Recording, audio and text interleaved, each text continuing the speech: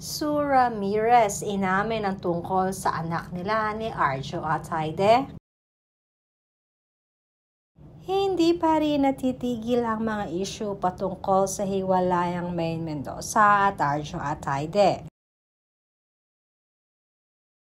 Kamakailan kasi ay umugong ang balita patungkol sa pagkakaroon ng problema nila Maine at ni Arjo. Na nakarating na nga ito sa magulang ni Arjo, kaya naman sinasabing kahit ang mga ito ay nasasaktan sa mga pangyayari. At ayon na din sa mga lumalabas na balita ngayon, ay sobrang tindi di umano ng nagawang kasalanan ni Arjo kay Maine. Dahilan upang makipaghiwalay na si Maine sa asawa. At habang tumatagal naman ay mas madami ang nahahalukay na sikreto dito kay Arjo at Haide.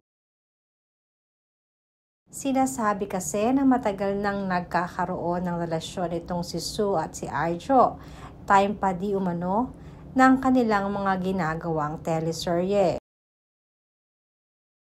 Kalat na kalat din sa internet ang kanilang mga paresibo ng kaswitan.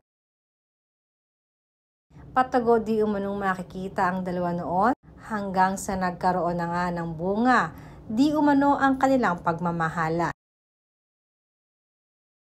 Sa ngayon nga ay nananatiling tahimik naman si Sue Ramirez sa mga lumalabas na issue at pinabubulaanan ng kanyang kampo na hindi ito lahat totoo.